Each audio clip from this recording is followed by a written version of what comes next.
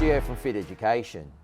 I've got a question from Joe. He says, as a gym instructor, is it important to complete a regular maintenance log in the gym?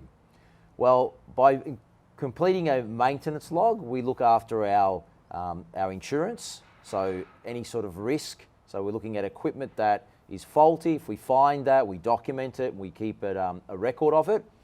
If for some instance there is an injury or anything in the gym using the equipment, and the gym gets audited, then you have a record of you checking that particular piece of equipment on that particular day. So you can show that it was checked, so it may be the fault of the equipment or the manufacturer, but not the fault of the actual gym itself or the instructor not doing their job.